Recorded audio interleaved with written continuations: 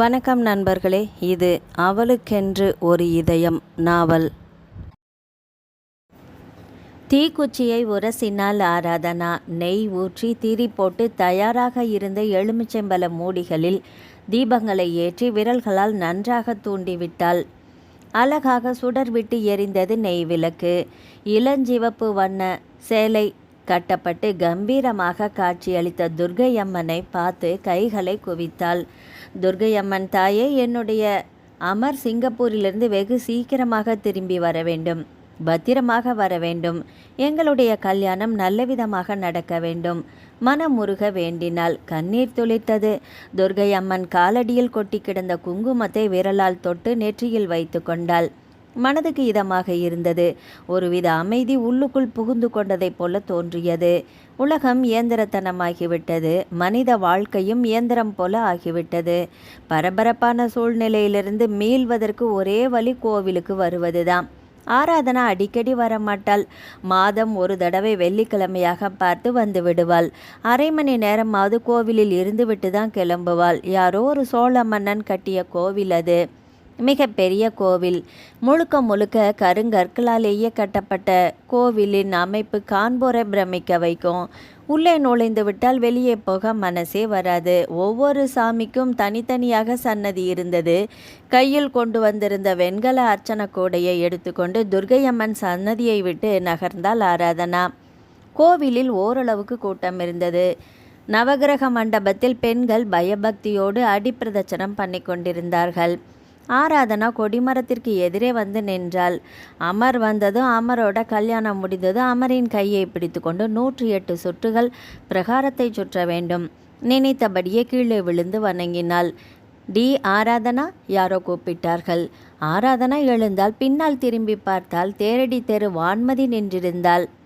தலை நிறைய பூ வைத்து முகம் முழுவதும் புன்னகையோடு காணப்பட்டாள். ஏய் வான்மதி, சௌக்கியமா இருக்கியாடி? கேட்டபடியே துள்ளலாக ஓடி வான்மதியின் கையை பற்றினாள் ஆராதனா. இருக்கேன், தலையை அழகாக ஆட்டினாள் வான்மதி. இருவரும் ஒரே ஊர், பக்கத்து பக்கத்து தெருவில்தான் வீடு. 12ஆம் வகுப்பு வரை ஒரே பள்ளிக்கூடத்தில் இணை பிரியாமல் படித்தவர்கள்.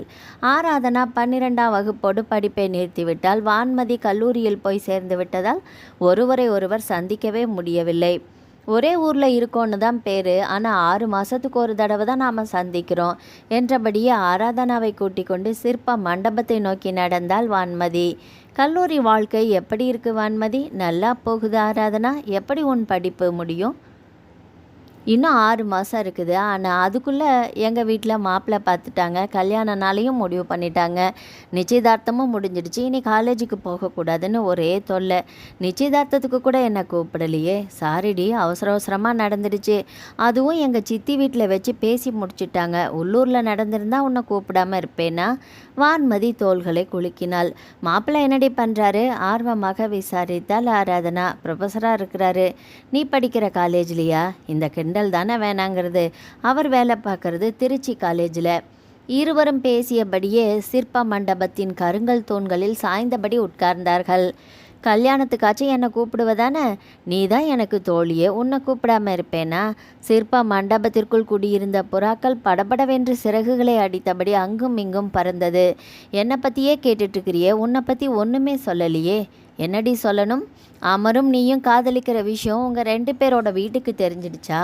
தெரியாது. ஏண்டி இன்னும் தெரியப்படுத்தலை? அமர் ஒன்றும் அந்நிய மனுஷன் இல்லையே. உனக்கு ஒன்று விட்ட அத்தை பையன் தானே. அமர் இன்னும் சிங்கப்பூர்லேருந்து வரலையே வான்மதி. நான் என்ன பண்ணட்டும்? அமர் திரும்பி வந்ததும் அவர் வாயாலேயே எங்களுடைய காதலை தெரியப்படுத்தட்டும்னு காத்திருக்கிறேன். அமர் எப்போ தான் வருவார்? அவரோட 2 தங்கச்சிகளுக்கும் வரன் பார்த்துட்ருக்காங்க. தங்கச்சிகளுக்கு கல்யாணம் முடிவானா தான் அமர் சிங்கப்பூர்லேருந்து வருவார். உன்னோட அமர் சீக்கிரமே திரும்பி வரணும். உங்களோட காதலை 2 வீட்லேயும் தெரியப்படுத்தி சம்மதிக்க வச்சு உன் கழுத்தில் 3 முடிச்சு போடணும்னு நானும் சாமிக்கிட்ட வேண்டிக்கிறேன் ஆராதனா. Thanks D. வான்மதியின் கையை நெகிழ்ச்சியாக பற்றினாள் ஆராதனா. எதுக்குடி தேங்க்ஸ்? எனக்காக சாமிக்கிட்ட வேண்டிக்கிறியே? ஆராதனாவின் கண்கள் கலங்கியது. ஆராதனா, நீ பாவண்டி, +2ல் என்னை விட அதிக மார்க் வாங்கினவ நீ தான். ஆனால் உன்னோட வீட்டு சூழ்நிலை காலேஜில் சேர முடியாமல் பண்ணிடுச்சு.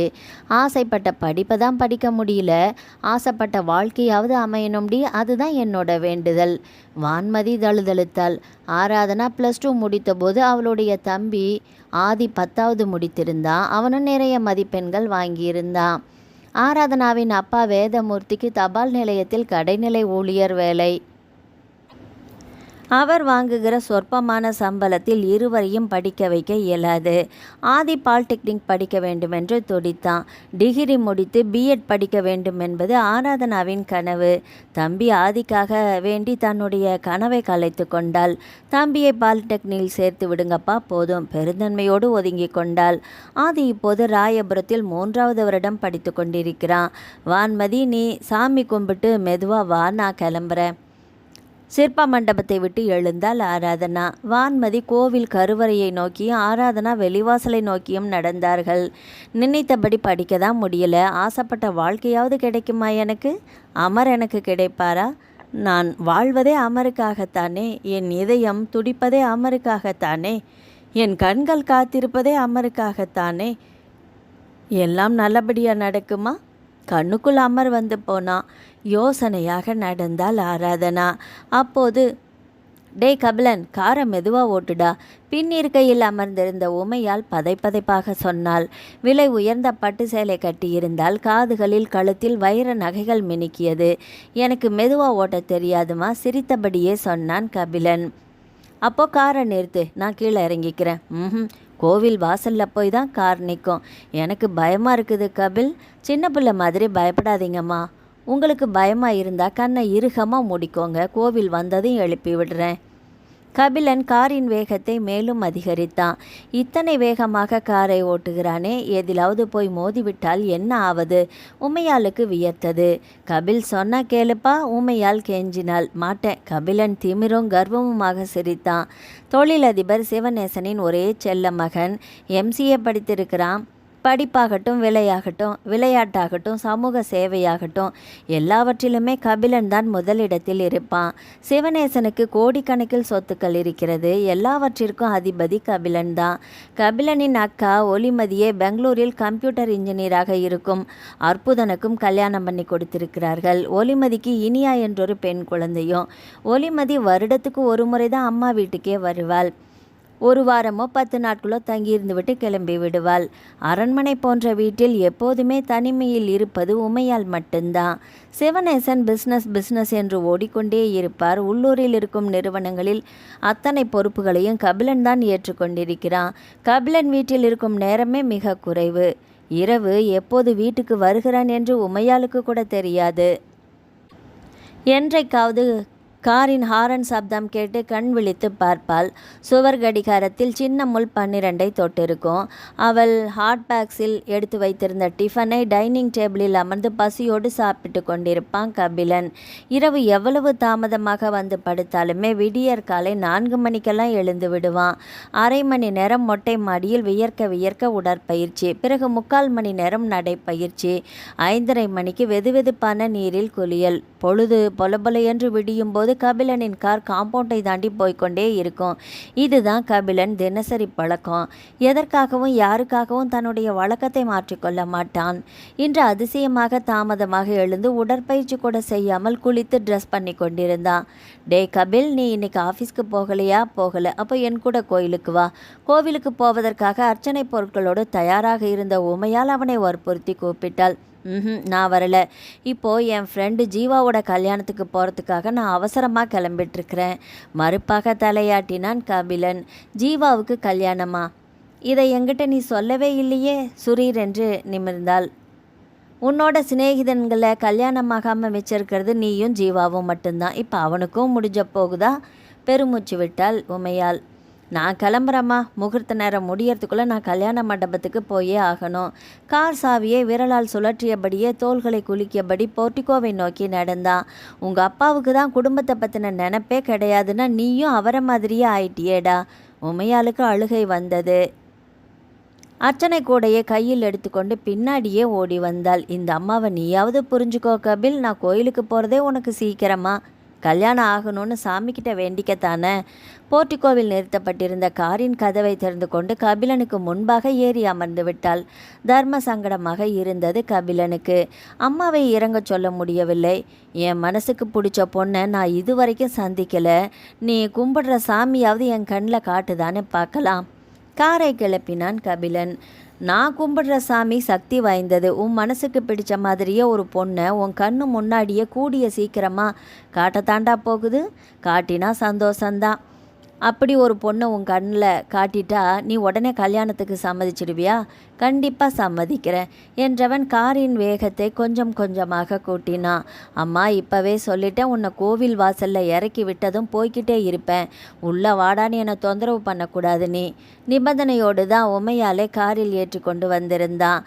தான் சொல்ல சொல்ல கேட்காமல் கபிலன் காரின் வேகத்தை கூட்டி கொண்டே போனது உமையாளுக்கு எரிச்சலை ஏற்படுத்தியது. கபில், உன் மனசில் நீ என்னடா நினச்சிட்ருக்கிற? மெதுவாக ஓட்டுடான்னா கெஞ்சறேன், காதுலேயே வாங்கிக்க மாட்டேங்கிற. நான் இனி உன்னோட கார்லேயே ஏறக்கூடாதுன்னு நினைக்கிறியா? அது இல்லைம்மா, சும்மா ஜாலிக்காகத்தான். யார் மேலேயாவது மோதிட்டேன்னா என்னடா பண்ணுறது? கோவில் வந்துடுச்சு, முதல்ல காரை நிறுத்து, நான் இறங்கிக்கிறேன் என்றாள் உமையாள். காரின் வேகத்தை குறைக்க முயன்றான். டே காரை நிறுத்து, கோயிலை தாண்டி போயிட போகுது. உமையால் பதற்றமாக கத்த திடீரென்று பிரேக்கில் காலை வைத்து அழுத்தினான் கபிலன். கோவிலுக்குள் இருந்து வெளியே வந்த ஆராதனா வேகமாக வந்த காரை கவனிக்கவில்லை. கவனித்து பதறி ஒதுங்குவதற்குள் கபிலன் காரில் மோதிக்கொண்டு மல்லாந்து விழுந்தாள். உமையாளுக்கு வியர்த்தது. நான் பயப்பட்ட மாதிரியே ஆயிடுச்சே. கோவிலின் மதில் சுவர் ஓரமாக கபிலனின் கார் முட்டி மோதிக்கொண்டு போய் நிற்க கபிலனும் உமையாலும் காரின் கதவை திறந்து கொண்டு பயமும் படபடப்புமாக ஆராதனாவை நோக்கி ஓடி வந்தார்கள். ஆராதனாவின் நெற்றியிலிருந்து ரத்தம் வழிந்தது. வலியில் முழுகியபடியே சுதாரித்து எழுந்தாள். பக்கமாக சிதறி கிடந்த அர்ச்சனை கூடையையும் எண்ணெய் கிண்ணத்தையும் உடைத்த தேங்காய் மூடியையும் தேடி பொறுக்கினாள். உடம்பில் ஒட்டியிருந்த மண்ணை தட்டி கொண்டு தள்ளாட்டமாக நிமிர்ந்தாள். நெற்றியிலிருந்து கோடாக வழிந்த இரத்தத்தை கூட துடைக்க தோன்றவில்லை. எல்லாருமே பார்க்கும்படியாக கீழே விழுந்து விட்டோமே என்று வெட்கமாக இருந்தது. கபிலனும் உமையாலும் காரின் கதவை திறந்து கொண்டு பதறியபடியே ஓடி வந்தார்கள். நான் பயப்பட்ட மாதிரியே ஆயிடுச்சு பாரு, உமையால் பதப்பதைப்பாக சொன்னாள். ஆராதனாவை தாங்கி பிடித்தாள். அடி பலமாமா, ஐயோ நெத்தியில் ரத்தம் வலியுதே. டே கபில், காரை திருப்புடா, இந்த பொண்ணை ஆஸ்பத்திரிக்கு கூட்டிகிட்டு போயிடலாம். சாரிங்க, தெரியாமல் மோதிட்டேன். வந்து காரில் ஏறுங்க, பக்கத்தில் இருக்கிற ஹாஸ்பிட்டலுக்கு போய் காட்டிடலாம். கபிலனுக்கு தர்ம சங்கடமாக இருந்தது. ஆராதனாவின் முகத்தை நிமிர்ந்து பார்க்காமலே பேசினான். இப்போ சாரி சொல்லி என்னடா பிரயோஜனம்? மெதுவாக ஓட்டுன்னு அப்போவே அடிச்சுக்கிட்டேன்ல, காதில் வாங்கினியா? எதில் விளையாடணுமோ அதில் தாண்டா விளையாடணும். உன்னால் நெத்தியில் அடிபட்டு ரத்தம் சொட்ட நிற்கிறாளே, இந்த பொண்ணுக்கு என்னடா பதில் சொல்ல போகிறேன்?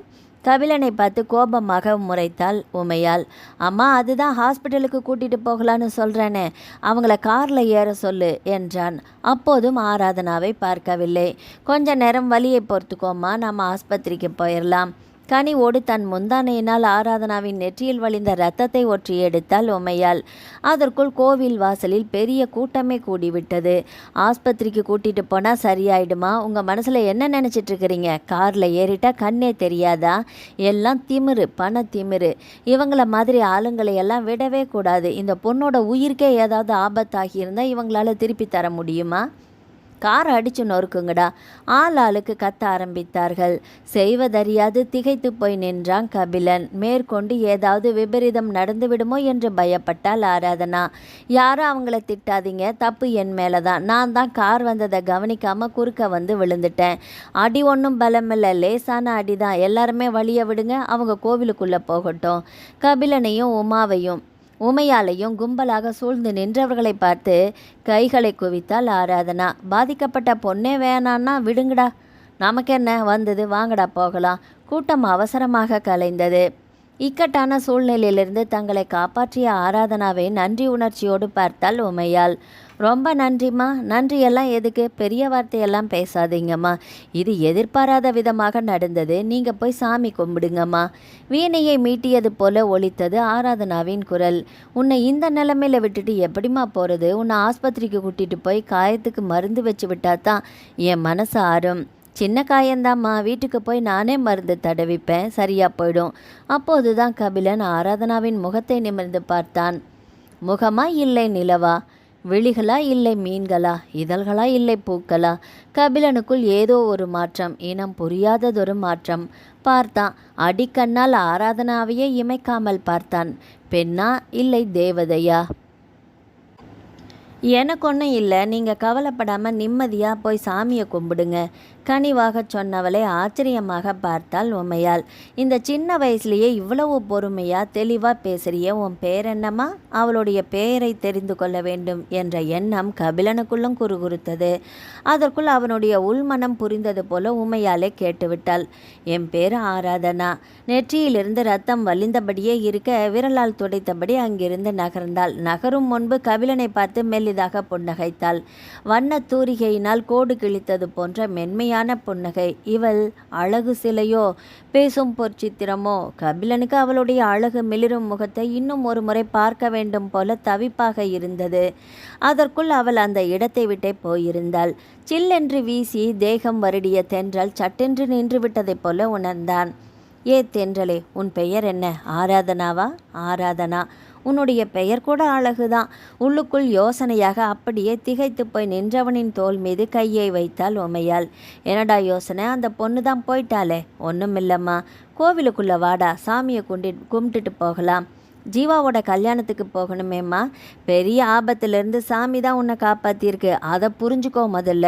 அந்த பொண்ணுக்கு மட்டும் ஏதாவது ஆகி இருந்துச்சுன்னா நானும் உங்கள் அப்பாவும் தலை நிமிர்ந்து நடக்க முடியாமல் போயிருக்கோம். உன்னையும் பிடிச்சி உள்ளே வச்சுருப்பாங்க. அம்மா, உன்னோட பிடிவாதம், விளையாட்டு புத்தி எல்லாத்துக்குமே இன்னையோட முற்றுப்புள்ளி வச்சுடு, அதுதான் நல்லது.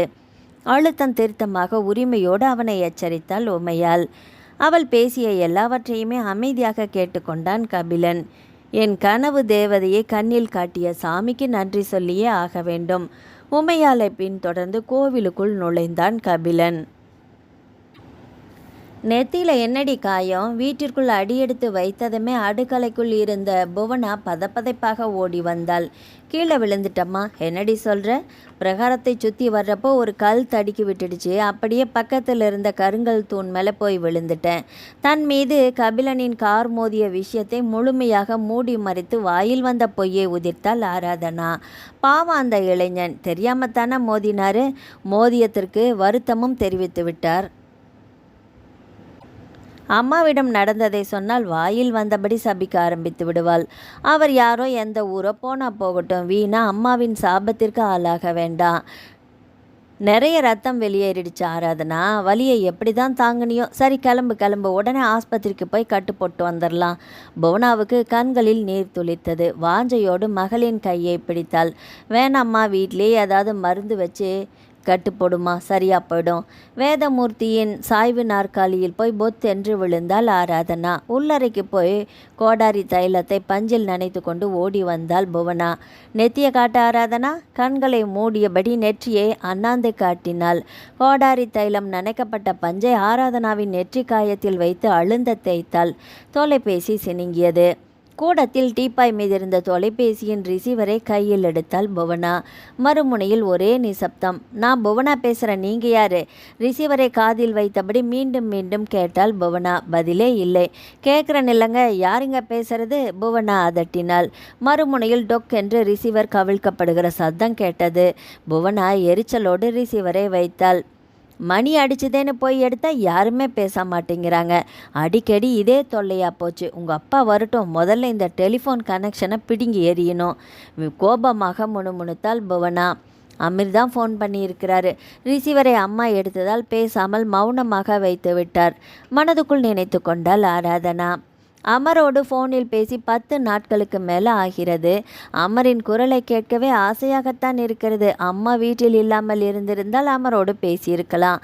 அமரின் குரலை கேட்டிருக்கலாம். அமர் மறுபடியும் எப்போது பேசுவாரோ? ஆராதனாவின் மனதுக்குள் ஏக்கம் நிரம்பி வழிந்தது. காதல் மழை ஜில் என்று தூறியது. அமர் அமர் அமர். ஆராதனாவின் இதயம் துடியாக துடித்தது. அமர் கண்களுக்குள் வந்து போனான். கன்னத்தில் குழி விழ சிரித்தான். கண்களை சிமிட்டினா. தடிமனான கீழ் உதட்டை குவித்து I love you Aradhana, I love you என்றான். நினைப்பே கிரக்கமாக இருந்தது. கபிலன் கண்களை மூடினான். உறக்கம் வர மறுத்தது. புரண்டு படுத்தான், ஒரு கழித்து படுத்தான், மல்லாந்து படுத்தான். உறக்கம் துளி கூட வரவில்லை. படுத்ததுமே உறங்கி விடுகிற வழக்கம் அவனுக்கு. ஆனால் அன்று உறங்கவே முடியவில்லை. நினைவு முழுவதும் ஆராதனாவையே சுற்றி சுற்றி வந்தது. யார் அவள்? எந்த தேசத்து இளவரசி? வானிலிருந்து குதித்த தேவதையா? சேலை கட்டிய வெண்ணிலாவா? ஆராதனாவை பார்த்த முதல் தன் இதயம் தன்னிடம் இல்லை என்பதை கபிலனால் நன்றாக உணர முடிந்தது. அழகும் பொறுமையும் பணிவும் சாந்தமும் நிறைந்த பெண்.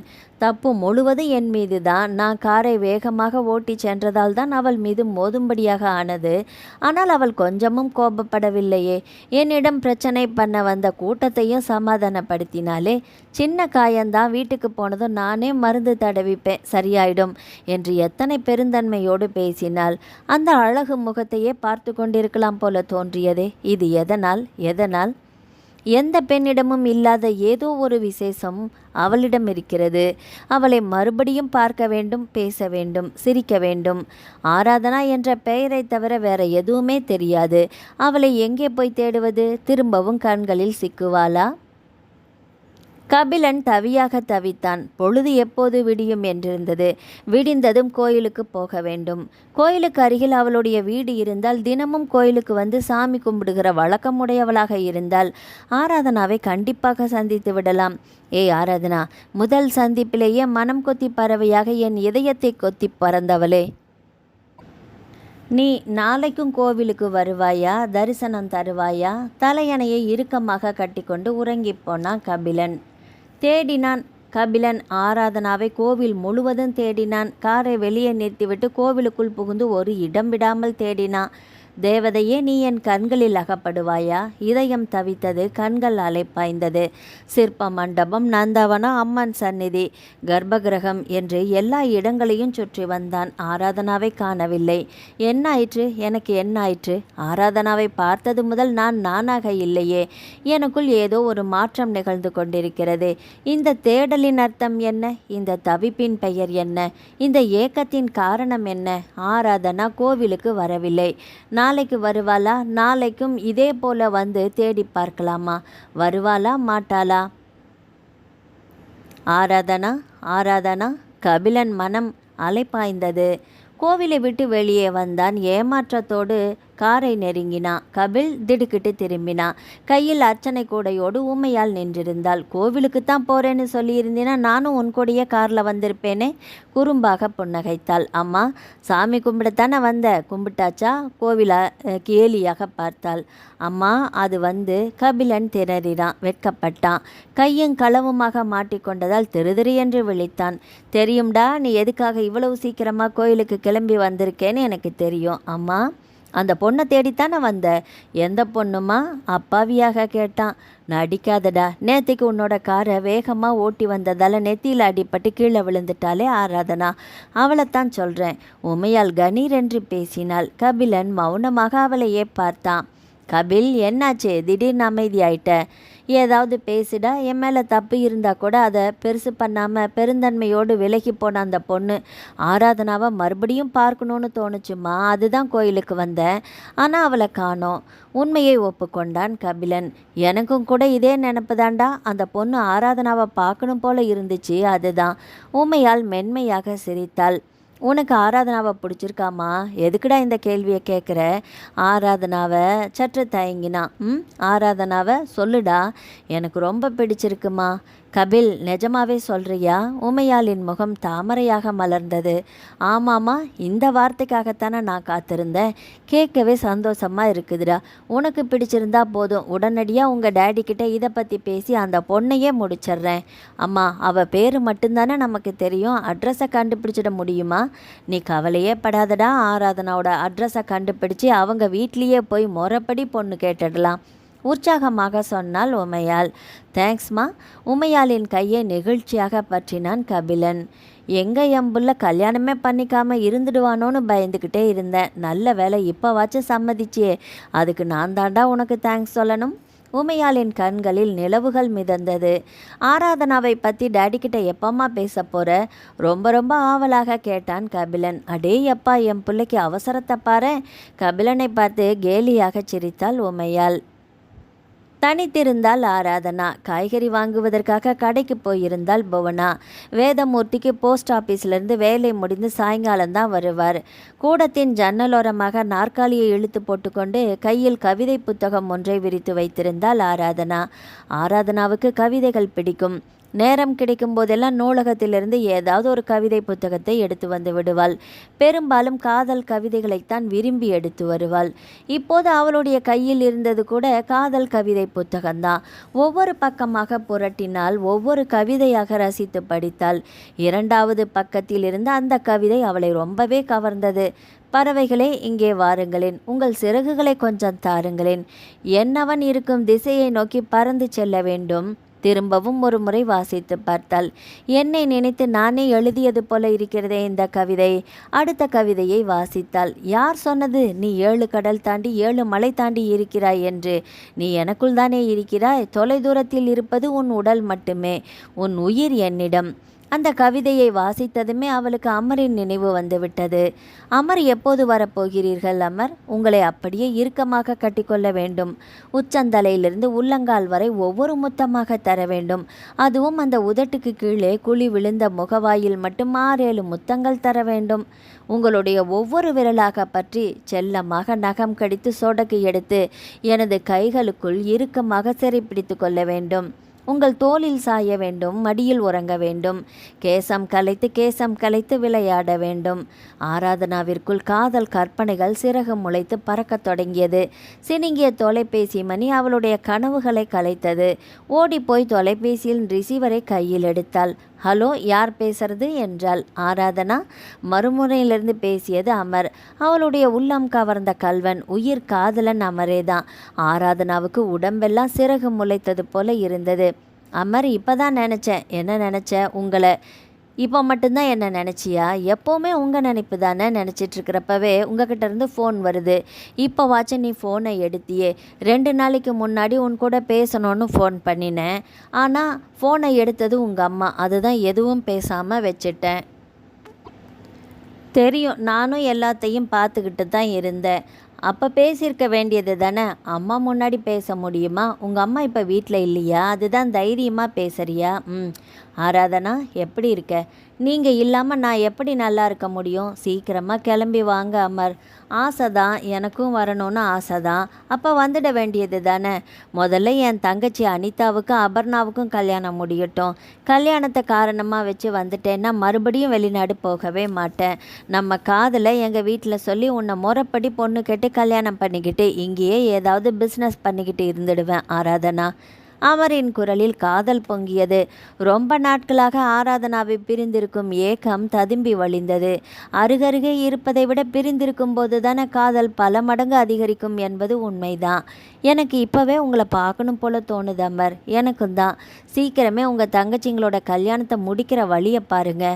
நானும் அவசரப்படுத்திக்கிட்டு தான் இருக்கிறேன் ஆராதனா.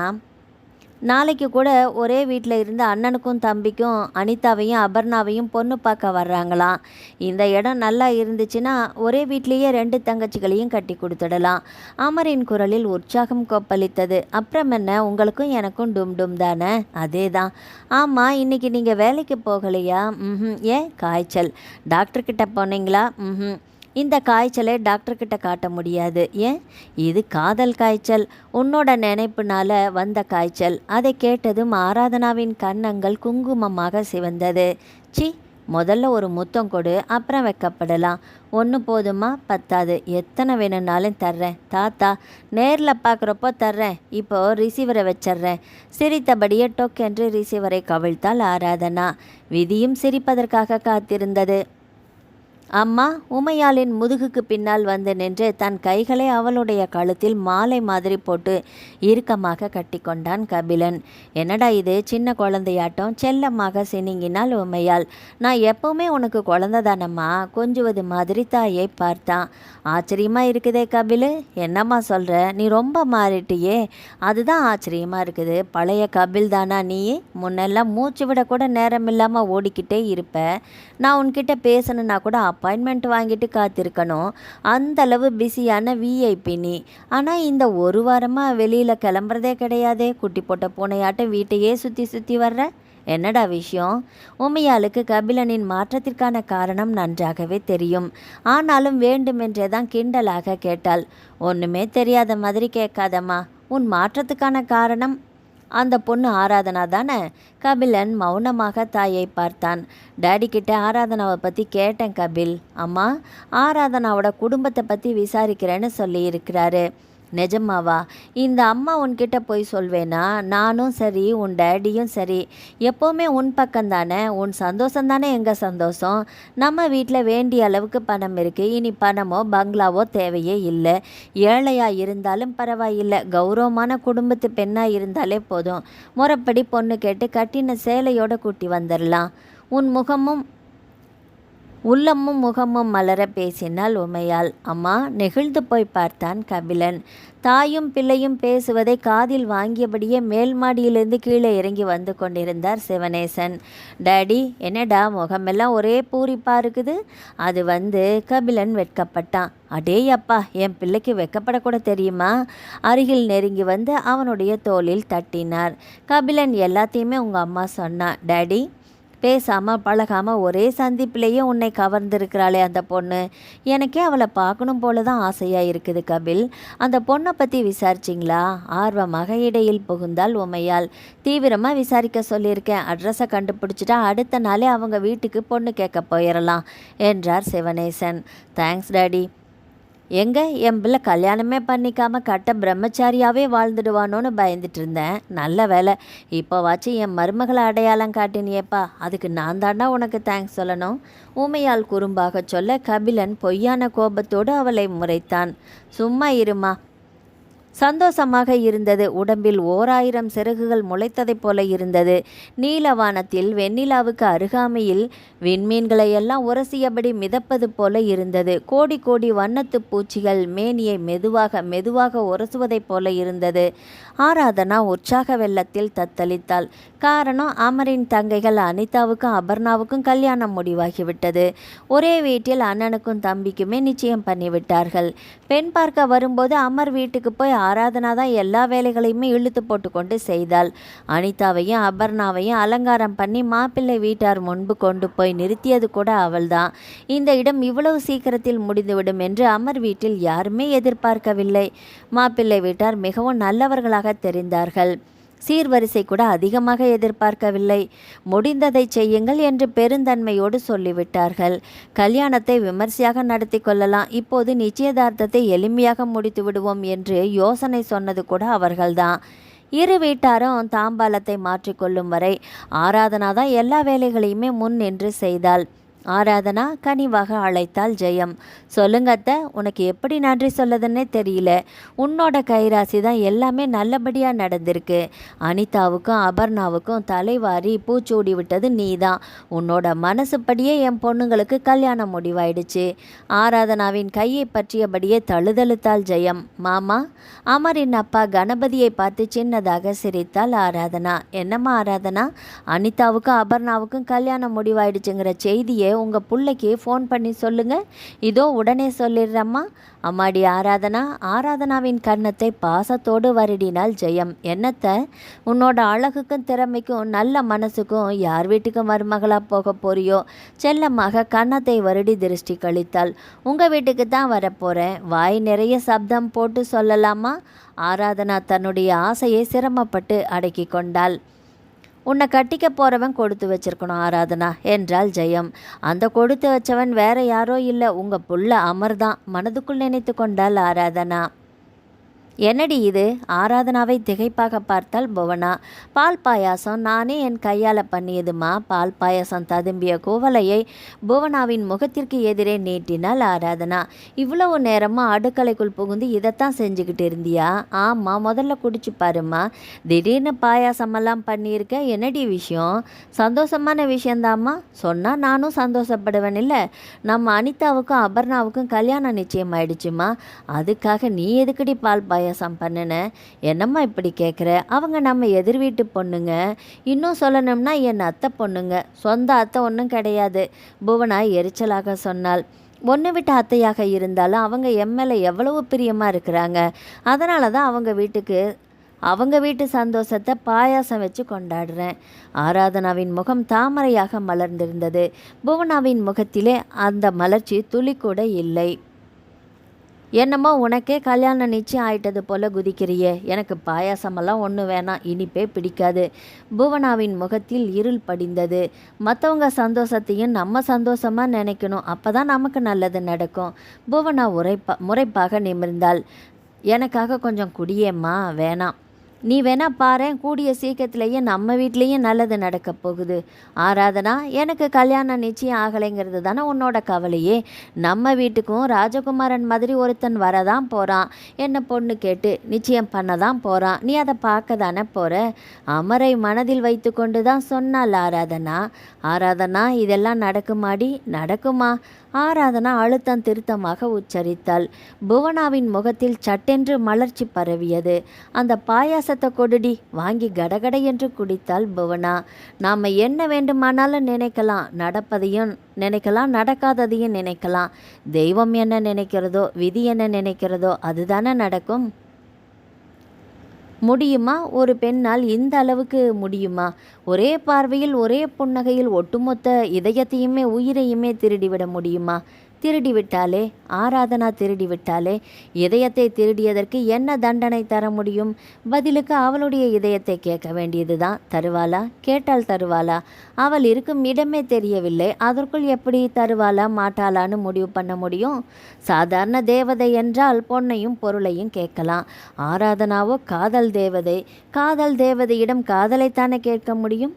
கபிலனால் எந்த வேலையையுமே முழுமையாக கவனிக்க முடியவில்லை. ஆராதனாவின் நினைப்பாகவே இருந்தது. முதலில் ஆராதனா, அப்புறம்தான் பிஸ்னஸ் எல்லாம் என்ற முடிவில் இருந்தா.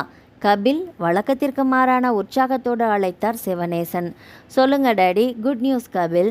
சஸ்பென்ஸ் வைக்காம சொல்லுங்க டேடி, தவிப்பாக கேட்டான் கபில். கண்டுபிடிச்சிட்டேன் கபில். டேடி, ஆராதனாவோட முகவரியை கண்டுபிடிச்சிட்டேன். வாவ்! கண்கள் விரிந்தது, இதழ்கள் மலர்ந்தது. துள்ளலாக நிமிர்ந்தான். ஆராதனா மிடில் கிளாஸ் பொண்ணு. அவள் அப்பா பேர் வேதமூர்த்தி, போஸ்ட் ஆஃபீஸில் வேலை பார்க்குறாரு.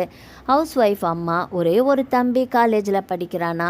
ரொம்ப சின்ன குடும்பம், ஏழ்மையாக இருந்தாலும் கௌரவமான குடும்பமாக. விசாரித்த எல்லாருமே இதைத்தான் சொல்கிறாங்க. Daddy, thank you daddy. உன் அம்மா அடிக்கடி போகிற சிவன் கோவிலுக்கு பக்கத்து தெருவில் தான் ஆராதனாவோட வீடு இருக்கான். பூஜை அறையில் கதவை திறந்து கொண்டு வெளியே வந்தாள் உமையாள். கை நிறைய பாரிஜாத பூக்களை வைத்திருந்தாள். அத்தனையும் அவர்கள் வீட்டு தோட்டத்தில் பூத்த பூக்கள். இப்போதான் மதுரை மீனாட்சி அம்மன் படத்துக்கு சீக்கிரமாக நல்ல செய்தி காதில் விழணும்னு வேண்டிக்கிட்டு 1008 பூக்களால் அர்ச்சனை பண்ணி முடித்தேன். கை மேலே பலன் கிடைச்சிருச்சே. மதுரை மீனாட்சியோட சக்தியே சக்தி தான். கண்கள் பணிக்க சொன்னாள். இருவருக்கும் குங்கும பிரசாதத்தை நீட்டினாள். எப்பங்க ஆராதனா வீட்டுக்கு போகலாம்? மருமகளை பார்க்கணுன்னு ரொம்ப ஆசையா? அடிக்கண்ணால் சிரித்தார் சிவனேசன். இருக்காதா பின்ன? டேடி, நாளைக்கே போயிடலாமா டேடி? கபிலன் அவரை ஏக்கமாக பார்த்தான். இப்போவே வேணும்னாலும் நான் ரெடி டேடி. நான் தான் சம்மதிச்சிட்டேனே, நீ கவலையே படாத.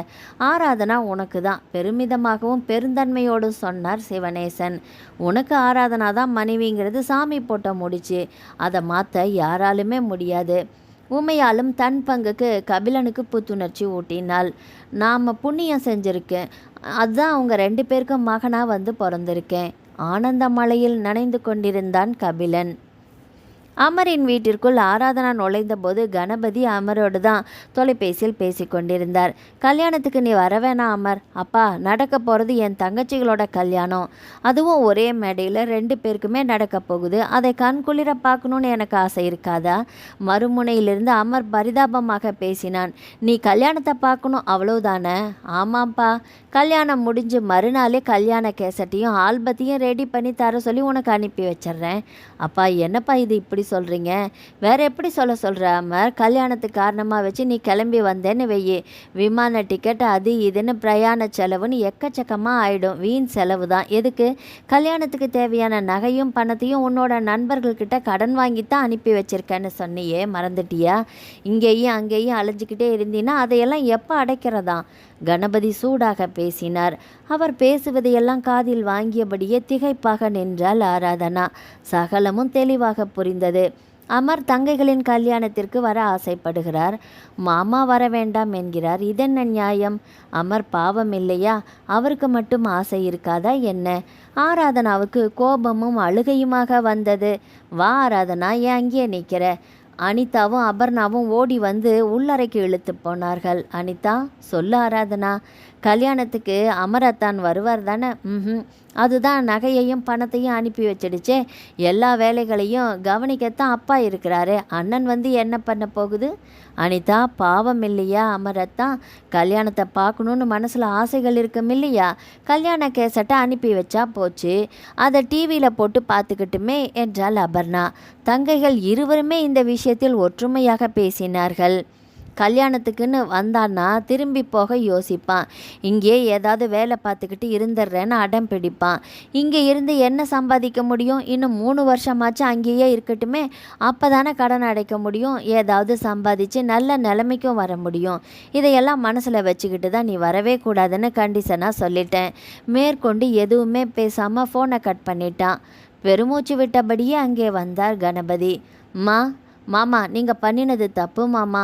ஆராதனா குழப்பமாக பார்த்தார். நீங்கள் பேசினதை கேட்டு அமராத்தானோட மனசு காயப்பட்டிருக்காது. நீயும் என்னம்மா புரியாமல் பேசுகிற? பாசமும் ஆசையும் மனசில் இருந்தால் போதும்மா. வாடான்னு சொன்னால் ஓடி வந்துடுவான். லட்சக்கணக்கில் சம்பளம் வாங்கின கவலையே பட வேண்டியது கிடையாது. அமர் குறைச்சலாதானம்மா வாங்குறான். அதை வச்சு என்னம்மா பண்ணுறது? இப்போதைக்கு உனக்கு ஊர் நினைப்பே வரக்கூடாதுன்னு உறுதியாக சொல்லிட்டேம்மா. அமர் என் மேலே கோபிச்சுக்கிட்டாலும் பரவாயில்ல. துண்டை உதறி தோளில் போட்டுக்கொண்டு சாய்வு நாற்காலியில் போய் படுத்து கொண்டார். திகைத்து போனால் ஆராதனா. இங்கே பணம்தான் வாழ்க்கையே. பணம் இல்லாவிட்டால் எதுவுமே இல்லை. அன்பு பொய், பாசம் பொய், உறவுகள் பொய், பணம்தான் நிஜம். பணம் தான் மிக உயரமான இடத்தில் இருக்கிறது. அமரை கல்யாணத்துக்கு வர வேண்டாம் என்று சொல்கிறாரே மாமா தான் இப்படி என்றால் அமரின் தங்கைகளும் அதையே தானே சொல்கிறார்கள். யாருக்குமே அமர் முக்கியம் இல்லையா? அமர் அனுப்பி வைக்கும் பணமும் நகையும் தான் முக்கியமா? என்ன மனிதர்கள் இவர்கள்! இந்த வீட்டில் போய் அமர் பிறந்திருக்கிறாரே, இன்னும் 3 வருஷம் கழித்து தான் அமர் வர வேண்டுமா? இந்த மாமாவுக்கு இதயமே இல்லையா? ஆராதனாவுக்கு கண்ணீர் துளித்தது. ஆராதனா, என்ன யோசனை? ஒன்றுமில்லை. வா, வந்து எங்களோட கல்யாண பத்திரிகையெல்லாம் ஓரத்தில் மஞ்சள் பூசிக்கொடு. கட்டுக்கட்டாக அச்சடிக்கப்பட்டு வந்திருந்த கல்யாண அழைப்பிதழ்களை தூக்கி வந்து ஆராதனாவின் அருகில் வைத்தார்கள். ஒரு கிண்ணத்தில் குழைத்து மஞ்சளோடு வந்தாள் ஜெயம். ஆராதனா, உனக்கு கைராசி அதிகம். நீயே எல்லா பத்திரிகைகளுக்கும் மஞ்சள் வை. புன்னகைத்தாள் ஜெயம். ஆராதனா தன் விரல்களால் மஞ்சள் குழம்பை அள்ளினாள். ஒவ்வொரு பத்திரிகையாக எடுத்து ஓரங்களில் மஞ்சள் குழம்பை பூசத் தொடங்கினாள். ஆராதனா, நான் சாமியை வேண்டிக்கிறேன் என்றாள் ஜெயம். ஏன்? சீக்கிரத்திலேயே உனக்கும் கல்யாணம் ஆகணும்னு சாமியை வேண்டிக்கிறேன். ஆராதனா எதுவுமே பேசவில்லை. சாமியை வேண்டிக்க போறீங்களா? என்னோட கல்யாணம் நடக்கணும்னா நீங்களும் மாமாவும் இல்லை மனசு வைக்கணும். அமரத்தானே இப்போதைக்கு ஊர் பக்கமே வரக்கூடாதுன்னு சொல்லிட்டீங்களே, பின்ன எப்படி எனக்கு கல்யாணம் நடக்கும்? வாய் விட்டு கேட்க வேண்டும் போல பரபரப்பாக இருந்தது. ஆராதனா தன்னை கட்டுப்படுத்தி கொண்டாள். அமர் கல்யாணத்துக்கு வரப்போவதில்லை. 3 வருடங்கள் கழித்து தான் வரப்போகிறார். அதுவரை நான் காத்திருக்க வேண்டும். காத்திருப்பது பிரச்சனை இல்லை. அமர் எங்களுடைய காதலை தெரியப்படுத்துகிற போது அத்தையும் மாமாவும் அதை ஏற்றுக்கொள்வார்களா? அமர் எனக்கு கிடைப்பாரா? எங்கள் காதல் ஜெயிக்குமா? அமரின் பூ முத்தங்கள் எல்லாம் எனக்கே சொந்தமாகுமா? ஆராதனாவிற்குள் பேரலைகள் சீற்றமாக எழத் தொடங்கியது. படகு போன்ற அந்த கார் வாசலில் வந்து நின்றது. ஞாயிற்றுக்கிழமை என்பதால் வீட்டில்தான் இருந்தார் வேதமூர்த்தி. புவனா, நம்ம வீட்டு வாசல்ல கார் வந்து நிற்குது பாரு என்று அடுக்கலையை பார்த்து குரல் கொடுத்தார். எதிர் வீட்டுக்கு யாராவது வந்திருப்பாங்க, நம்ம வீட்டுக்கு யாருங்க காரில் வரப்போறா? அலட்சியமாக சொன்னாள் புவனா. அந்த நேரம் கொல்லைப்புற கிணற்றடியில் துணி துவைத்து கொண்டிருந்தாள் ஆராதனா. காரிலிருந்து சிவநேசனும் உமையாலும் கீழே இறங்கினார்கள். காரை ஓட்டி வந்தது கபிலன் தான். அவன்தான் கடைசியாக இறங்கினான். ஆராதனாவோடு வீடு இதுதானா? நாங்கள் உள்ளே வரலாமா? கண்ணியமாக கேட்டார் சிவநேசன். ஆமாம், ஆராதனாவோட வீடு தான் இது, உள்ளே வாங்க. தயக்கமாகவும் குழப்பமாகவும் எழுந்து நின்று வரவேற்றார் வேதமூர்த்தி. அவருடைய முகத்தில் குழப்பம் படர்ந்தது. மூவருமே வீட்டிற்குள் வந்தார்கள். ஆளுக்கு ஒரு இருக்கையில் அமர்ந்தார்கள். சிறிய வீடு தான் என்றாலுமே சுத்தமாக பளிச்சென்று இருந்தது. சுவர் முழுவதும் ஆராதனாவின் கைவண்ணத்தில் உருவான ஓவியங்கள் தொங்கின. திரைச்சேலைகளில் எம்ப்ராய்டரி பூக்கள் குலுங்கின. பேச்சுக்குரல் கேட்டு புவனாவும் வெளியே வந்து நின்றாள். வாங்க, வந்திருப்பது யார் என்றே தெரியாவிட்டாலும் நாகரிகம் கருதி கைகளை குவித்தாள். நீங்கள்லாம் யாருன்னு தெரியலையே, வேதமூர்த்தி வெளிப்படையாக கேட்டார். சொல்கிறோம், தொண்டையை செருமியபடியே பேச்சை ஆரம்பித்தார் சிவனேசன். நாங்கள் வந்திருக்கிறது உங்கள் பொண்ணு ஆராதனாவை பார்க்கறதுக்கு தான் என்றாள் உமையாள். ஆராதனாவை உங்களுக்கு எப்படி தெரியும்? வேதமூர்த்தி அதிர்ந்து நிமிர்ந்தார். ஒரு வாரத்துக்கு முந்தி நானும் என் பிள்ளையும் உங்கள் பொண்ணு ஆராதனாவை கோவில் வாசலில் வச்சு பார்த்தோம். என் பிள்ளை கபில் காரை வேகமாக ஓட்டி வந்து ஆராதனா மேலே மோதிட்டான். கபில் மேலே தான் தப்பு, ஆனால் ஆராதனா அதை பெருந்தன்மையோடு மன்னிச்சிட்டா. கூட்டம் கூடி பிரச்சனை பண்ண வந்தவங்களையும் தப்பு என் பேரில் தான்னு சொல்லி வாயை அடைச்சிட்டா. வாமா ஹாஸ்பிட்டலுக்கு போகலான்னு சொன்னேன். வேணாம், நானே வீட்டுக்கு போய் மருந்து தடவிக்கிறேன்னு வழியில் கூட சிரிச்சுக்கிட்டே பேசினா. ஆராதனாவை அப்போவே எனக்கும் என் பிள்ளைக்கும் பிடிச்சி போச்சு. கல்யாணமே வேணான்னு அடம் பண்ணின என் பிள்ளை கபில் ஆராதனாவை பார்த்த பிறகு ஆராதனாவை தான் எனக்கு மனைவியாக வரணும்னு அழுத்தம் திருத்தமாக சொல்லிட்டான். உமையால் மகிழ்ச்சியோடு பேசுவதை புவனாவும் வேதமூர்த்தியும் ஆச்சரியமாக பார்த்தார்கள். கிணற்றடியில் துவைத்த துணிகளை எல்லாம் கொடியில் உலர்த்திவிட்டு உள்ளே வந்த ஆராதனாவும் அதையெல்லாம் கேட்டுவிட்டாள். அப்படியே சிலையாக நின்றாள். என் பிள்ளை கபில் தான் எனக்கு உலகமே, அவனோட சந்தோஷம்தான் எனக்கு முக்கியம். என் மனைவி விஷயத்த சொன்னதுமே நான் ஆராதனாவை பற்றி விசாரிக்க ஆரம்பிச்சிட்டேன். எல்லாருமே நல்ல விதமாக தான் சொன்னாங்க. அதுதான் உங்ககிட்ட முறைப்படி பொண்ணு கேட்க வந்திருக்கிறோம் என்றார் சிவனேசன். கபிலன் கண்கள் அலைப்பாய்ந்தது. ஆராதனா எங்கே? ஏங்கி துடித்தது. ஆமாம், ஆராதனா இப்போ எங்கள் வீட்டில் இருக்காதானே? கூப்பிடுங்க வெளியில். எல்லாரையும் விட ரொம்ப ஆர்வமாக இருக்கிறது இவர் தான். கணவரை காட்டினாள் உமையாள். என் புள்ள பித்து பிடிச்சு அலைய வச்சுட்டா ஆராதனா. நான் உடனே என் மருமகளை பார்க்கணும். சிவனேசன் ஆர்வம் பொங்க பேசினார். புவனாவுக்கு வியர்த்தது, படபடப்பாக இருந்தது, சந்தோஷத்தில் இதயத்தை அடைத்தது. இதெல்லாம் கனவா இல்லை நனவா? கோடீஸ்வர குடும்பம் வீடு தேடி வழிய வந்திருக்கிறது. அதுவும் ஆராதனாவை பெண் கேட்டு. வந்திருப்பவர்கள் நல்லவர்கள் தான் என்று பார்த்தாலே தெரிகிறது. அன்று கார் மோதியதால் தான் ஆராதனாவுக்கு நெற்றியில் காயமா? கீழே விழுந்து விட்டதாக அல்லவா போய் சொன்னால்? புவனாவிற்குள் வரி வரியாக யோசனை. வேதமூர்த்தியோ பிரமிப்பின் உச்சத்தில் இருந்தார். பதிலே பேச முடியவில்லை. எதற்காகவோ வந்திருந்தால் பரவாயில்லை, அவர்கள் பெண் கேட்டல்லவா வந்திருக்கிறார்கள். முதல் பார்வையிலேயே ஆராதனாவின் பொறுமையும் புன்னகையும் பிடித்துவிட்டது. அதனால் தான் வந்திருக்கிறார்கள். ஆனால் இவ்வளவு பெரிய இடத்தில் சம்பந்தம் பண்ணுகிற அளவுக்கு தகுதியானவனா நான்? குடிசையும் கோபுரமும் ஒன்றாக முடியுமா? கூழாங்கல்லும் மாணிக்கக்கல்லும் இணை சேர முடியுமா? பறவையினம்தான் என்றாலுமே காகத்திற்கும் பச்சை கிளிக்கும் நிறைய வித்தியாசம் இருக்கிறதே. இரண்டும் ஒன்றாக பறக்க முடியுமா? என்ன தயங்குறீங்க? எங்கள் அந்தஸ்தை பார்த்து பயப்படுறீங்களா? எங்களுக்கு தேவை உங்களோட சம்மதம் மட்டும்தான் என்றார் சிவனேசன். அது நீங்கள் யோசிக்கிறதுலையும் நியாயம் இருக்குது. பணக்காரங்களாக இருந்தால் போதுமா? பையனை பற்றி விசாரிக்க வேண்டாமான்னு தானே தயங்குறீங்க? முதல்ல எங்கள் கபிலை பற்றி யார்கிட்ட வேணும்னாலும் விசாரிங்க. கபில் மற்ற பணக்கார பசங்க மாதிரி கிடையாதுன்னு நீங்களே தெரிஞ்சுக்கிட்ட பிறகு பொண்ணை கொடுங்க போதும். சிரித்தாள் உமையாள். ஆராதனாவை கூப்பிடுங்க, நான் பார்க்கணும். ஆர்வத்தை மூடி வைக்க முடியாமல் சொல்லியே விட்டான் கபிலன். 3 பேரையுமே மாறி மாறி பார்த்தார் வேதமூர்த்தி. எல்லா பணக்காரர்களுமே பேராசைக்காரர்கள் கிடையாது. இவங்களை போன்ற நல்ல மனம் கொண்டவர்களும் இருக்கத்தான் செய்கிறார்கள். அந்தஸ்து பார்க்காமல், கௌரவத்தை பற்றி யோசிக்காமல் ஆராதனாவுக்காக வலிய வீடு தேடி வந்திருக்கும் அவர்களை பார்க்கும்போது பெருமிதமாக இருந்தது.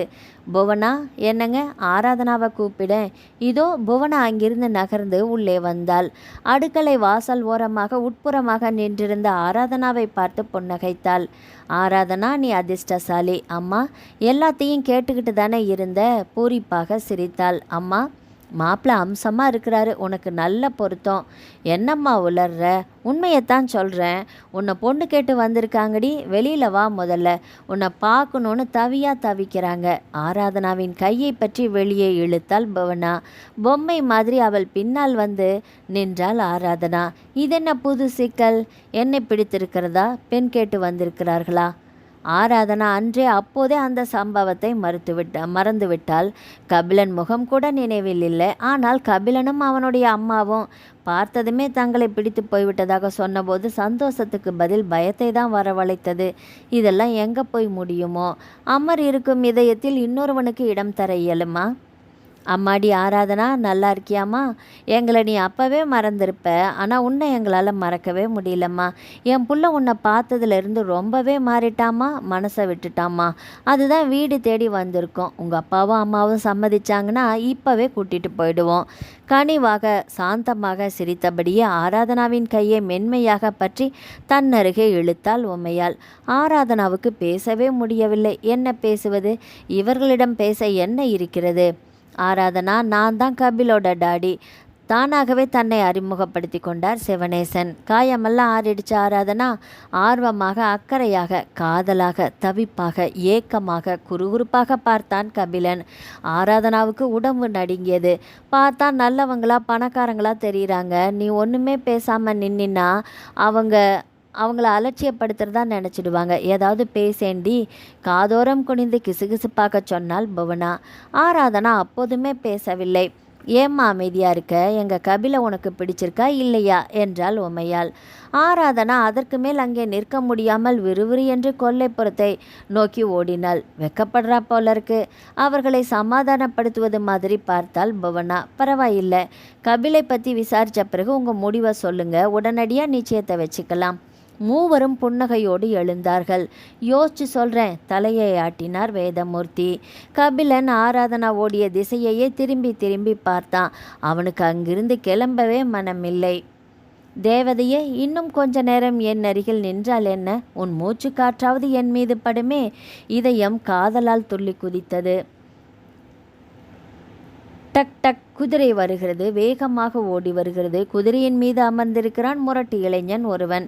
கம்பீரமான தோற்றம், கலையான முகம், தேக்கு மரம் மாதிரி தோள்கள், அகலமாக மார்பில் புசுபுசு என்று ரோமக்காடு. ராஜ உடையில் இருந்தான். உடம்பு முழுவதும் தங்க ஆபரணங்கள். டடக் டக் டக் டக். குதிரை வேகம் பிடித்தது. குதிரைக்கு முன்னால் ஓடிக்கொண்டிருந்தால் ஆராதனா. யாரோ துரத்துகிறார்கள். முகம் சரியாக தெரியவில்லை. திரும்பி பார்க்காமல் ஓடினாள். வியர்த்தது. இதயம் வெடித்துவிடும் போல துடித்தது. முடியவில்லை. குதிரையின் துரத்தலுக்கு ஈடு கொடுத்து ஓடவே முடியவில்லை. குதிரை நெருங்கியது. கீழே இடறி விழுந்தால் ஆராதனா. எழ முடியவில்லை. அதற்குள் குதிரை மீதிருந்த இளைஞன் கீழே குதித்து விட்டான். ஆராதனாவை அள்ளி அணைத்தான். இடையை கை வைத்து தன் உடலோடு சேர்த்து இறுக்கி அவளுடைய பூங்கன்னங்களில் முத்தமிட முயன்றான். அந்த முகத்தை அப்போதுதான் நன்றாக பார்த்தாள் ஆராதனா. அந்த முகம் கபிலனின் முகம். தன் மீது காரை மோதிய கபிலனின் முகம். தன் மீது காதல் கொண்டு பெற்றோரை கூட்டி வந்து பெண் கேட்ட கபிலனின் முகம். வீல் அலறினாள் ஆராதனா.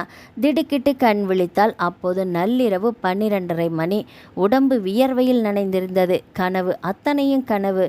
ஏய், என்னடியாச்சு? பக்கத்தில் படுத்திருந்த புவனா பதறி துடித்து எழுந்தாள். கனவுமா? அதுக்கேண்டி கத்தின? கெட்ட கனவுமா? யாரோ ஒருத்தன் என்னை குதிரையில் துரத்துறாமா, பதற்றமாக சொன்னாள். எதையாவது யோசிச்சுக்கிட்டே படுத்திருப்ப, அதுதான் கனவாக வந்திருக்கும். சரி, சாமியை வேண்டிக்கிட்டு கண்ணை மூடிக்கிட்டு படு சொல்லிவிட்டு போர்வையால் இழுத்து மூடிக்கொண்டாள் புவனா. ஆராதனா அப்படியே விக்கித்து போய் அமர்ந்திருந்தாள். தன்னுடைய கன்னத்தை தொட்டு பார்த்து கொண்டால் அழுகை வரும் போல இருந்தது. அமர் கண்ணுக்குள் வந்தான். தலையை சாய்த்து சிரித்தான். கண்களை சிமிட்டினான். தெத்துப்பல் காட்டி உதடுகளை குவித்து முத்தம் தந்தான். அமர், அமர், எப்போது வரப்போகிறீர்கள்? எப்போது காதலை சொல்லப் போகிறீர்கள்? எப்போது கல்யாணத்துக்கு சம்மதம் வாங்கப் போகிறீர்கள்? இங்கே நிலைமை மோசமாகி கொண்டே இருக்கிறது. பணக்கார வீட்டிலிருந்து வலிய பெண் கேட்டு வந்தால் அப்பாவும் அம்மாவும் உற்சாகத்தில் இருக்கிறார்கள். மனதினுள் இருப்பதை வெளியே சொல்ல முடியாமல் தவித்து கொண்டிருக்கிறேன் நான். சீக்கிரம் வந்து விடுங்கள் அமர். ஆராதனா விடியும் வரை உறங்கவே இல்லை. முடியாது, ஆராதனா பிடிவாதமாக சொன்னாள். ஏண்டி முடியாது? கோபமாக கேட்டாள் புவனா. பிடிக்கல. உனக்கென்ன பைத்தியமா? இப்படி ஒரு இடம் நம்ம தகுதிக்கு கிடைக்குமாடி? உன்னோட குணத்தை மதித்து உன் மேலே ஆசைப்பட்டு அவங்களே வீடு தேடி வந்திருக்காங்க. பிடிக்கலன்னு சொல்கிறியே, எந்த விதத்தில் பிடிக்கலன்னு சொல்கிற? மாப்பிள்ளை கபிலன்கிட்ட அழகு இல்லையா? அறிவில்லையா? அந்தஸ்து தான் இல்லையா? இல்லை பணம் இல்லையா? படிப்பு இல்லையா? இதில் எதுடி இல்லை நீ பிடிக்கலன்னு சொல்கிறதுக்கு? உங்கள் அப்பா அவங்க குடும்பத்தை பற்றி விசாரிச்சிட்டாரு. ரொம்ப நல்ல மனுஷங்களாம். பணக்காரங்கிற கர்வமே இல்லாமல் எல்லார்கிட்டையும் எளிமையாக பழகிறாங்களாம். மாப்பிள்ளை கபிலன் சொக்க தங்கம்டி. அவங்க வீட்டில் வந்து உன்னை பொண்ணு கேட்டிருக்காங்கன்னா தெரிஞ்சதுமே உங்கள் அப்பாவோட ஆஃபீஸில் அவரோட அந்தஸ்து ஒரு படி உயர்ந்துடுச்சான்.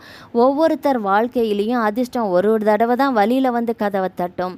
வேணாம்னு உதறிடாதீங்க, புத்திசாலித்தனமாக முடிவெடுங்கன்னு எல்லாருமே சொல்கிறாங்களாம். புவனா உற்சாகமாக பேசினாள்.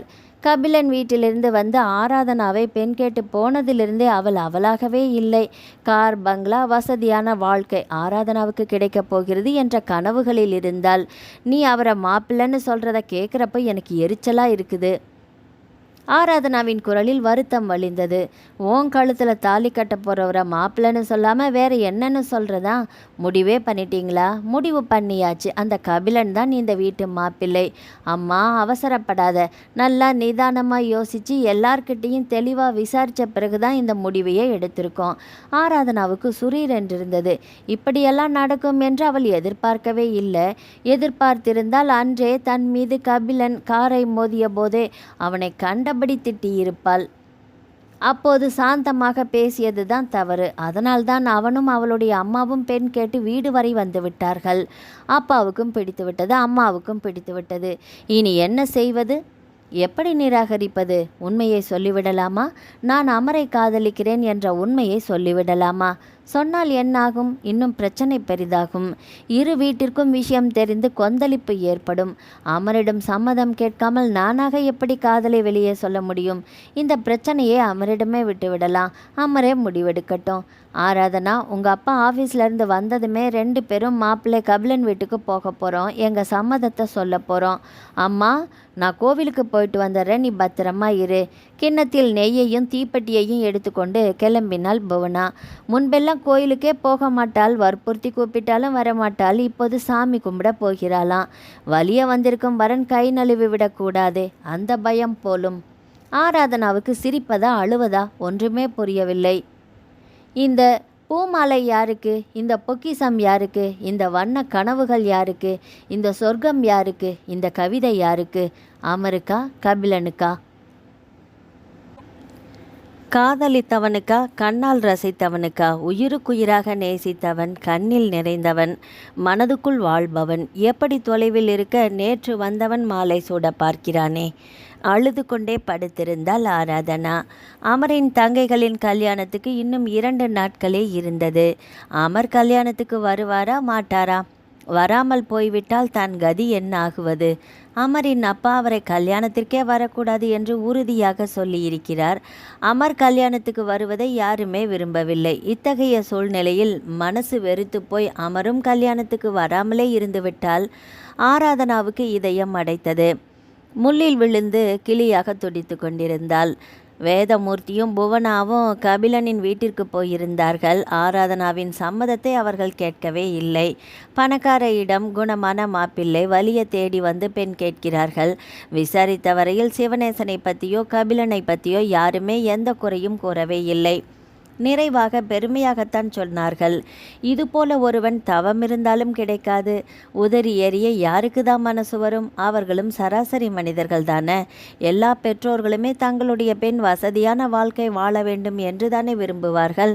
தங்களுடைய மனப்பூர்வமான சம்மதத்தை சிவநேசனிடம் தெரிவிப்பதற்காகத்தான் இருவருமே போயிருந்தார்கள். ஆராதனா தனித்திருந்தால் தொலைபேசி சினுங்கியது. ஆராதனா எழவே இல்லை. ஒரு முறை அடித்து ஓய்ந்தது, திரும்பவும் சினுங்கியது. ஒருவேளை பேசுவது அமராக இருக்குமோ? கண்ணீரை துடைத்து கொண்டு படுக்கையை விட்டு எழுந்தாள். ரிசீவரை கையில் எடுத்தாள். மறுமுனையிலிருந்து பேசியது அமரே தான். ஹலோ, ஆராதனா தான் முதலில் பேசினாள். ஆராதனா, நீயே லைனில் கிடைப்பேன்னு நான் எதிர்பார்க்கவே இல்லை. அமர் குப் என்று மலர்ந்தான். அமர், உங்ககிட்ட இருந்து எப்போது ஃபோன் வரும்னு நான் தவிச்சிட்ருக்கிறேன். ஆராதனா அழத் தொடங்கினாள். ஆராதனா, ஏன் அழற? பதறினான். வெள்ளம் தலைக்கு மேலே முழுகிடுச்சு அமர். ஆராதனா விம்மினாள். என்ன சொல்கிற ஆராதனா? குழப்பமாக கேட்டான் அமர். நீங்கள் உங்கள் தங்கச்சிங்களோட கல்யாணத்துக்கு வரப்போகிறீங்களா இல்லையா? எங்கள் அப்பா இப்போதைக்கு வர வேணான்னு கண்டிஷன் போட்டிருக்கிறாரு. ஆனாலும் நான் வந்துடுவேன், அழுத்தமாக பேசினா. கல்யாணத்துக்கு இன்னும் 2 நாள் தானே இருக்குது, கவலையாக கேட்டாள். நாளைக்கு சாயங்காலம் சென்னை ஏர்போர்ட்டில் வந்து இறங்கிடுவேன். அங்கேருந்து வாடகை கார் பிடிச்சி நேராக கல்யாண மண்டபத்துக்கே வந்துடுவேன். எல்லா ஏற்பாடையும் பண்ணிட்டேன் ஆராதனா தெளிவாக எடுத்துரைத்தான். நிஜமாக தான் சொல்கிறீங்களா? நான் வந்துடுவேன், என்னை நம்பு ஆராதனா, சத்தியமாக சொல்கிறேன். கல்யாணம் அதிகாலை முகூர்த்தம், தாலி கட்ட போகிற நேரத்தில் நான் மண்டபத்தில் இருப்பேன். போதுமா? உங்கள் அப்பாவுக்கு தெரியுமா? யாருக்குமே தெரியாது, உன்கிட்ட மட்டும்தான் நான் சொல்கிறேன். உங்கள் அப்பா கோபப்பட போகிறாரு. எதா இருந்தாலுமே நான் சமாளிச்சிடுவேன் ஆராதனா. அப்புறம் இன்னொரு விஷயம் ஆராதனா, சொல்லுங்கள். எங்கள் அப்பா கோபத்தில் இருக்கிறப்போ நம்ம காதலையும் சொல்லிட போகிறேன். எப்படியாவது சம்மதம் வாங்கி உங்கள் வீட்லேயும் பேசி உன்னை நிச்சயம் பண்ணி வச்சுட்டு தான் நான் மறுபடியும் சிங்கப்பூருக்கே போவேன். எண்ணி 6 மாதத்தில் திரும்பி வந்து உன் கழுத்தில் தாலி கட்டிடுவேன். அமர் கனவுகள் பூக்க பேசினா அதுக்கெல்லாம் அவகாசமே இல்லை அமர். ஆராதனா, நீங்கள் எவ்வளவு விரைவாக வர்றீங்களோ அதை பொறுத்து தான் என் சந்தோஷமும் வாழ்க்கையும் இருக்குது. நீ பேசுகிறதே புரியல ஆராதனா. நீங்கள் சீக்கிரமாக வரலைன்னா எனக்கு வேறொருத்தரோட கல்யாணம் ஆகிடும்னு சொல்கிறேன். ஆராதனா, அவர் பேர் கபிலன், கோடீஸ்வரர் சிவனேசனோட ஒரே பிள்ளை. கபிலனும் அவரோட அம்மாவும் கோவிலில் வச்சு என்னை பார்த்துருக்காங்க. பார்த்ததுமே பிடிச்சி போச்சான். உடனே பொண்ணு கேட்டு எங்கள் வீட்டுக்கே வந்துட்டாங்க. அப்புறம் பணக்கார குடும்பம், வழியை தேடி வந்திருக்கிறாங்க. விசாரித்த இடத்துல எல்லாமே நல்ல மனுஷங்கன்னு சொல்லியிருக்காங்க. அதனால் எங்கள் அப்பாவுக்கும் அம்மாவுக்கும் இதில் ரொம்ப இஷ்டம். நான் வேணான்னு எவ்வளவோ மறுத்து பார்த்துட்டேன். அதை காதுலியே வாங்கிக்காமல் அவங்க வீட்டுக்கு போயிருக்கிறாங்க. எதுக்கு? ஆராதனாவை உங்கள் பிள்ளை கபிலனுக்கு தர சம்மதம்னு சொல்கிறதுக்கு தான். விஷயம் அந்தளவுக்கு போயிடுச்சா? நான் என்ன செய்யட்டும் அமர்? எங்கள் அப்பா கிட்ட நம்ம காதலை சொல்லிடவா? நான் வந்துடுறேன். பயமாக இருக்குது அமர். செத்துடலாம் போல தோணுது. நீங்கள் இல்லாத வாழ்க்கையை கனவுல கூட நினச்சி பார்க்க முடியாது. முட்டாள்தனமாக யோசிக்காத ஆராதனா. பொறுமையாக இரு. பொறுமையாக இருந்தால் கபிலனோட எனக்கு நிச்சயமாயிடும். நிச்சயம் ஆனால் என்ன? மணமேடை வரைக்கும் வந்து பொண்ணு மாப்பிள்ளை மாறுறது இல்லையா? உன் கழுத்தில் தாலி கட்ட போகிறது நான் தான். அமர் அழத் தொடங்கினாள். அழுகையை நிறுத்து. முடியல. சரி, ரிசீவரை கன்னத்தில் வை. ஏன்? வெய் சொல்கிறேன். கையில் இருந்த ரிசீவரை கன்னத்தோடு வைத்து அழுத்தி கொண்டாள். இச்சு மறுமுனையிலிருந்து அமர் ரிசீவரின் வழியே முத்தங்கள் தந்தான். போதுமா? இப்போ நீ அழமாட்ட தானே? சீக்கிரம் வந்துடுங்க. இன்னும் ஒரு நாள் பொறுத்துக்கு ஆராதனா. மறுமுனையில் தொடர்பை துண்டித்து ரிசீவரை கவிழ்த்து விட்டான் அமர்.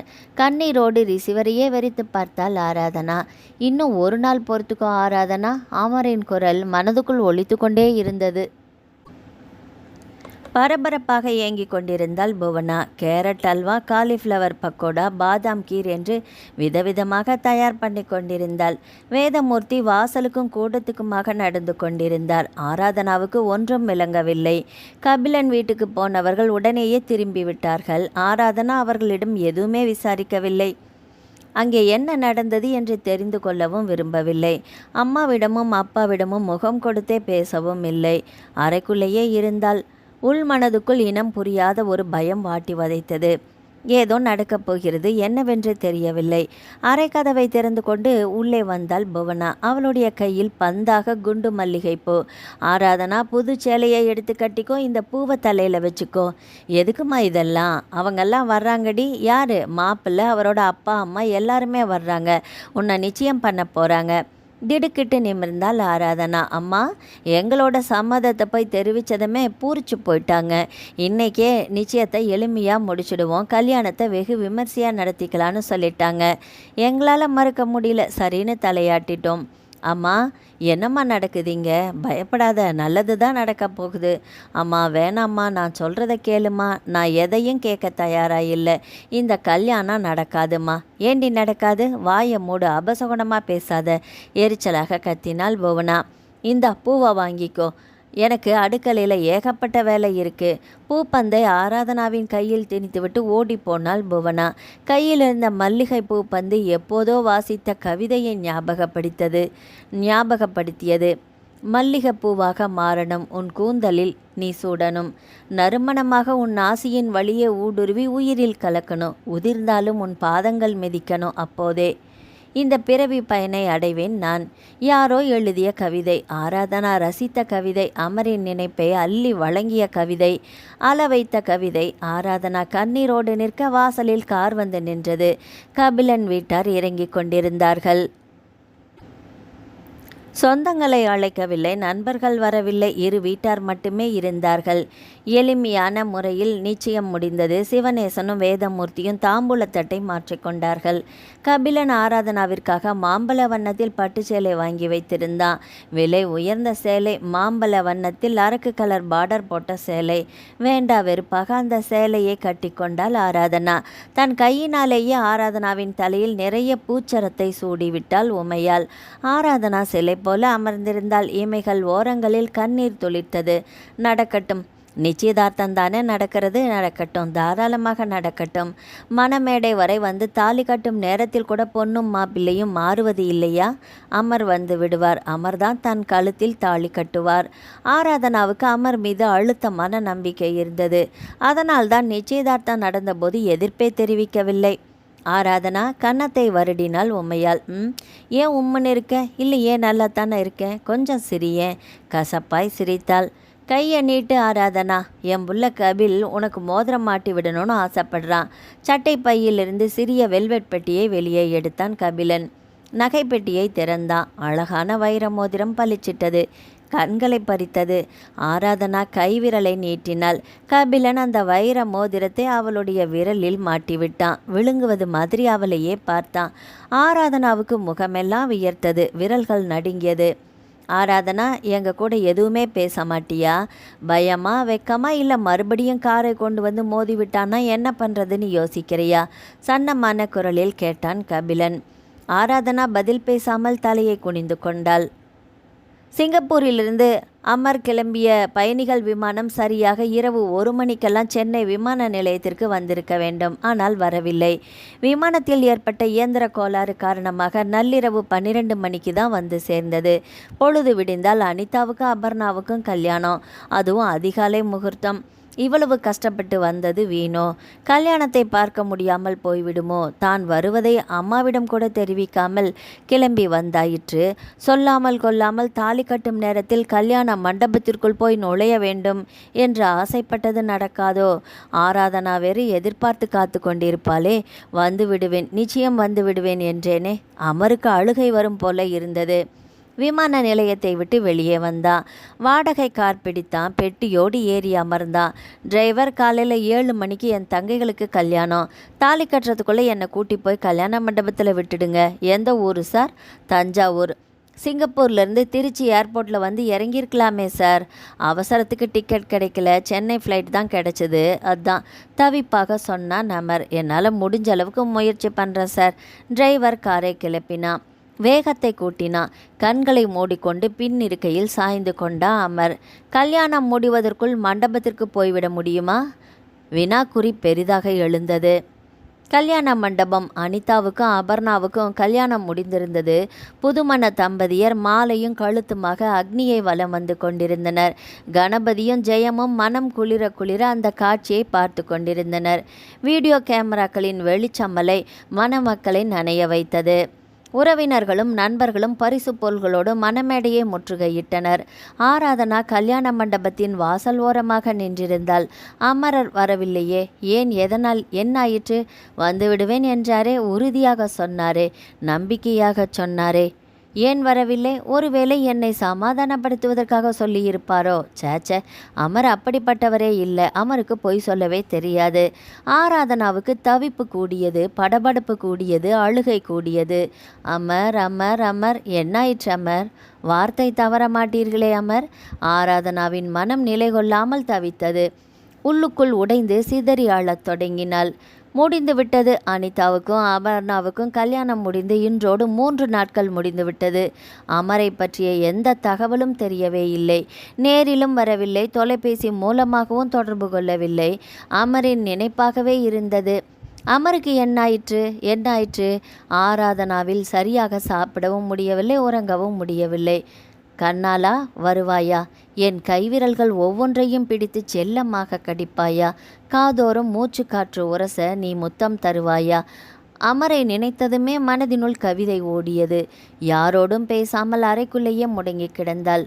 வேதமூர்த்தியும் புவனாவும் உற்சாகத்தோடு கல்யாண வேலைகளை கவனித்து கொண்டிருந்தார்கள். அவர்களுக்கு ஆராதனாவின் காதல் தெரியாது, கண்ணீர் தெரியாது, ஏக்கம் தெரியாது, ஏமாற்றம் தெரியாது. அவளுக்கென்று ஒரு இதயம் இருப்பதே தெரியாது. அந்த இதயம் முழுவதும் அமரின் நினைவுகள் நிரம்பி வழிவதும் தெரியாது.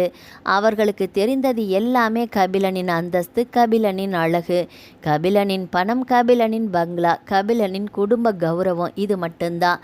அரண்மனை போன்ற பங்களாவில் தங்கள் மகள் ஆராதனா வாழப்போகிறாள் என்ற நினைப்பே குளிர வைத்திருந்தது.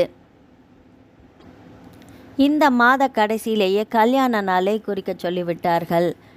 என்னங்க கவலையாக அழைத்தாள் ஜெயம். தலையை உயர்த்தினார் கணபதி. அமர்கிட்ட இருந்து ஃபோனே வரலையே, நீங்களாவது பேசினீங்களா? பேசினேன், லைனே கிடைக்கல. மறுபடியும் முயற்சி பண்ணினேன், சுவிட்ச் ஆஃப்னே குரல் கேட்குது. நான் என்ன பண்ணட்டும் ஜெயம்? கணபதியின் குரலில் வருத்தம் படர்ந்திருந்தது. எல்லாமே உங்களால், என்னாலையா? நீங்கள் தானே தங்கச்சிகளோட கல்யாணத்துக்கு வர்றேன்னு சொன்னவனை வரவேணான்னு தடுத்தீங்க. அதை மனசில் வச்சுக்கிட்டு தான் கோபமாக நம்ம கூட பேசாமல் இருக்கான் போல இருக்கு. இருக்கட்டுமே, எத்தனை நாளைக்கு தான் கோபத்தோடு இருக்கான்னு நானும் பார்க்குறேன். உங்கள் மேலே இருக்கிற கோபத்தில் அமர் என் கூடயும் பேச மாட்டேங்கிறானே. பணம் செலவானா உங்களுக்கு என்ன, கடன் அதிகமானா உங்களுக்கு என்ன? கல்யாணத்தையும் எல்லாத்தையும் அமர் தானே சம்பாதிச்சு அடைக்க போகிறான். ஆசையோடு வர்றவனை வேணான்னு சொல்லிட்டு வரக்கூடாதுன்னு முகத்தில் அடிச்சாப்புல பேசிட்டீங்களே, என்னால் தாங்கவே முடியல. ஜெயம் தழுதழுத்தாள். கடைசியில் பழியை தூக்கி என் தலையில் வச்சிட்டியா? இருவரும் பேசி கொண்டிருக்கும் போதே தொலைபேசி சினிங்கியது. அமராதான் இருக்கும், போய் பேசுங்க. ஜெயம் பரபரத்தாள். கணபதி தாவி ஓடினார். துள்ளலாக ரிசீவரை கையில் எடுத்தார். கணபதி இருக்கிறாரா? மறுமுனையிலிருந்து அந்த கரகரப்பான குரல் கேட்டது. நான் தான் கணபதி. அமருங்கிறது உங்கள் பிள்ளை தானே? ஆமாங்க. நீங்கள் உடனடியாக கிளம்பி கும்பகோணம் ஜிஹெச்சுக்கு வர முடியுமா? ஏன்? பயமாக கேட்டார். அமருக்கு ஆக்சிடெண்ட் ஆகிடுச்சு, இப்போ அவரை கும்பகோணம் ஜிஹெச்சில் சேர்த்துருக்கோம். அமர் சிங்கப்பூர்லலாம் இருக்கான். சிங்கப்பூர்லேருந்து 3 நாளைக்கு முன்னாடியே சென்னை ஏர்போர்ட்டுக்கு வந்து இறங்கிட்டாரு. விமானம் தாமதமாக வந்து சேர்ந்ததால் வாடகைக்காரை பிடிச்சி தஞ்சாவூருக்கு வந்துட்டுருக்கிறாரு. தன் தங்கைகளுக்கு விடியற்காலை முகூர்த்தத்தில் கல்யாணங்கிறதுனால கார் டிரைவரை வேகமாக ஓட்ட சொல்லி அவசரப்படுத்தி இருக்கிறாரு. கார் கும்பகோணத்தை நெருங்குறப்போ எதிரில் வந்த லாரி மேலே மோதி ஆக்சிடெண்ட் ஆயிடுச்சு. அக்கம் பக்கத்தில் இருக்கிறவங்க தான் ஜிஹெச்சில் கொண்டு வந்து சேர்த்துருக்காங்க. கணபதி உடம்பு வெடவெட என்று நடுங்கியது. வியர்த்து கொட்டியது. தலையை சுற்றியது. நீங்கள் யார்? நான் போலீஸ் இன்ஸ்பெக்டர். காரை ஓட்டி வந்த டிரைவருக்கு இப்போ தான் நினைவு வந்தது. அவர் தான் தகவலையெல்லாம் சொன்னார். அமர் இப்போ எப்படி இருக்கான்? தலையில் பலமாக அடிப்பட்டதால் இன்னும் மயக்கத்திலே தான் இருக்கிறாரு. இதோ இப்போவே கிளம்பி வர்றேன். ரிசீவரை நழுவ விட்டார் கணபதி. ஜிஹெச். அமருக்கு விழிப்பு வந்திருந்தது. திருதிரு என்று விழித்தான். எதுவுமே பேசவில்லை. சுற்றும் முற்றும் பார்த்தான். விரல்களால் கன்னத்தை சொரிந்தான். கைகளை உதறினான். கால்களை உதறினான். உதட்டை கோணியபடி வேறெங்கோ பார்த்து சிரித்தான். கணபதியும் ஜெயமும் பதறி அடித்து வந்து சேர்ந்திருந்தார்கள். அமருக்கு அவர்களை அடையாளமே தெரியவில்லை. அமர் அமர். ஜெயம் கதறினாள். நான் வரவேணான்னு சொல்லியும் ஆசையை அடக்க முடியாமல் சொல்லாமல் கொல்லாமல் கிளம்பி வந்திருக்கான். விதி இப்படி மோசமாக விளையாடிடுச்சே. தலையில் மடார் மடார் என்று அடித்து கொண்டார் கணபதி. டாக்டர், என் பிள்ளைக்கு என்னாச்சு? தலைமை மருத்துவரிடம் விசாரித்தார். தலையில் பலமான அடிபட்டிருக்குது. மூளைக்கு செல்கிற இரத்த குழாய்களில் ஆங்காங்கே ரத்தம் உறைஞ்சி போயிருக்கு. ஆப்ரேஷன் மூலமாக அதை சரி பண்ணணும். அப்போ தான் அவர் பழைய நிலைமைக்கு வருவார். டாக்டர், நாங்கள் என் பிள்ளைய தஞ்சாவூருக்கே கூட்டி போயிடுறோம். எங்கே வேணுனாலும் கூட்டிகிட்டு போங்க, ஆனால் ஆப்ரேஷனை பண்ணிடுங்க. அப்போ தான் அவருக்கு பழைய நினைவுகள் திரும்பும். இல்லாட்டி? டாக்டர், சாரி, அதை எப்படி சொல்கிறதுனே தெரியல. கடவுளை நல்லா வேண்டிக்கோங்க. டாக்டர் அமருக்காக பரிதாபப்பட்டார். அமர் சிங்கப்பூரிலிருந்து கொண்டு வந்திருந்த ஒரே ஒரு பெட்டியை பத்திரமாக கணபதியிடம் ஒப்படைத்திருந்தார் போலீஸ் இன்ஸ்பெக்டர். நினைவு திரும்பி இருந்த போதும் கூட காரை ஓட்டி வந்த டிரைவரால் நடமாட முடியவில்லை. கால்களில் அடி பலமாகப்பட்டிருந்தது. எலும்புகள் முறிந்து போயிருந்தது. உங்கள் பையன் அவசரத்தினால தான் சார் எனக்கு இந்த கதி. கார் டிரைவர் கணபதியிடம் வெறுப்பாக புலம்பினான். கணபதியால் ஒன்றுமே பேச முடியவில்லை. அமரை டிஸ்சார்ஜ் பண்ணி ஜிஹெச்சை விட்டு கைத்தாங்களாக வெளியே கூட்டி வந்தார்கள். ஜெயம், நீ அமரோட இரு, நான் போய் வாடகை கார் கொண்டு வர்றேன். கணபதி நகர்ந்தார். ஜெயம் அமரின் கையை பிடித்தபடி ஜிஹெச்சுக்கு வெளியே சிமெண்ட் மேடை மீது அமர்ந்திருந்தாள். சுற்றிலும் ஒரே கூட்டம். அழுது கொண்டே இருந்தாள். அமர், உனக்காடா இந்த கதி? தலையில் அடித்து கொண்டு கதறினாள். அமர் அவளுடைய பிடியை உதறி கொண்டு எழுந்தான். தள்ளாடி தள்ளாடி கூட்டத்திற்குள் புகுந்து நடந்தான். இரு கைகளினாலும் முகத்தை மூடிக்கொண்டு கேவியபடியே இருந்த ஜெயம் திடுக்கிட்டு நிமிர்ந்தாள். அமர், எங்கடா போன? இங்கே தானே இருந்த? பதறி துடித்து தேடினாள். வாடகை காரோடு காத்திருந்தார் கணபதி. இருவரும் அமரை தேடினார்கள். அமரை காணவில்லை. அதற்குள் மாயமாக மறைந்திருந்தான். அமர் கிடைக்கவே இல்லை. செய்தித்தாள்களில் தொலைக்காட்சிகளில் எல்லாமே விளம்பரம் கொடுத்திருந்தார்கள். ஊருக்கு ஊர் பிட் நோட்டீஸ் அடித்து ஒட்டினார்கள். எந்த பயனும் இல்லை. அமர் இருக்கும் இடத்தை அறியவே முடியவில்லை. ஜெயம் படுத்த படுக்கையானால். கணபதியும் மனம் தளர்ந்து இயந்திர மாதிரி தான் நடமாடி கொண்டிருந்தார். நடந்ததையெல்லாம் அறிந்து துடிதுடித்து போனால் ஆராதனா. அமருக்கா இந்த கதி? என் அமருக்கா இந்த கதி? ஐயோ அமர், எங்கே இருக்கிறீர்கள் அமர்? ஆசையும் காதலுமாக சிங்கப்பூரிலிருந்து கிளம்பி வந்தீர்களே அமர், இதற்காகவா வந்தீர்கள்? காதலை வீட்டில் சொல்லி சம்மதம் வாங்குவேன் என்றீர்களே. யாரோடு வேண்டுமானாலும் நிச்சயதார்த்தம் நடக்கட்டும், ஆனால் உன் கல்யாணம் என்னோடு தான் என்றீர்களே. அதெல்லாம் அவ்வளவுதானா? அந்த வார்த்தைகள் எல்லாம் பொய்தானா? கண்ட கனவுகள் எல்லாம் வீண்தானா? உங்கள் காதல் முகத்தை கூட பார்க்க முடியாமல் போய்விட்டதே. ஆராதனாவால் எதையுமே வெளியில் சொல்ல முடியவில்லை. அழுது அழுது தேய்ந்து கொண்டிருந்தாள். கபிலனோடு கல்யாண நாள் நெருங்கி கொண்டிருந்தது. 1000க்கும் அதிகமாக கல்யாண அழைப்பிதழ்கள் அச்சடித்து உறவினர்களுக்கும் நண்பர்களுக்கும் விநியோகம் பண்ணி கொண்டிருந்தான் கபிலன். ஆராதனா, எனக்கு மருதாணி வச்சுக்கடி. ஆராதனா, கைக்கு மருதாணி வச்சுக்கடி என்றாள் புவனா. வேணாம். என்ன பொண்ணுடி நீ? கல்யாண பொண்ணுக்கு அழகே மருதாணி தான். வலுக்கட்டாயமாக ஆராதனாவின் கைகளை பற்றி மருதாணி பூசினாள். எதுக்குடி அழுதுகிட்டே இருக்கிற? எங்களையெல்லாம் பிரிய போகிறோமேன்னு நினைக்கிறியா? பொண்ணுன்னு பிறந்தாலே புருஷன் வீட்டுக்கு போகத்தானே வேணும். கல்யாணத்துக்கு பிறகு எங்களை பார்க்கணுன்னு தோணுச்சுன்னா அடுத்த நிமிஷமே காரில் ஏறி வந்துட போகிற. யாருக்குமே கிடைக்காத ராஜயோகம் உனக்கு அடிச்சிருக்குது. புவனா பேசியது எல்லாம் காதிலேயே வாங்கவில்லை ஆராதனா. இந்த கடிகாரம் ஏன் நகர்கிறது? இந்த பொழுது ஏன் விடுகிறது? இந்த இதயம் ஏன் இன்னும் துடிக்கிறது? இப்போதே இந்த கணமே வெடித்து விடக்கூடாதா? ஆராதனாவுக்கு தலைக்கு மேல் நெருப்பு மழை பொழிவதைப் போல எரிந்தது. நினைத்தது நடப்பதில்லை, நினைக்காதது தான் நடக்கும். ஆராதனாவுக்கும் அப்படித்தான் நடந்திருக்கிறது. ஊரிலேயே பிரம்மாண்டமான கல்யாண மண்டபத்தில் நண்பர்களும் உறவினர்களும் படையாக திரண்டு வந்து வாழ்த்த வெகு விமர்சையாக கபிலனோடு கல்யாணம் நடந்திருந்தது. கபிலன் பூரிப்பில் இருந்தா. கண்ணில் பட்ட காதல் தேவதை, கண்டதுமே ஆசைப்பட்ட கனவு தேவதை, தனது உறக்கத்தை ஒரே பார்வையிலேயே திருடிய அழகு தேவதை, தன்னுடைய மனைவியாகிவிட்ட சந்தோஷ தத்தளிப்பில் இருந்தான்.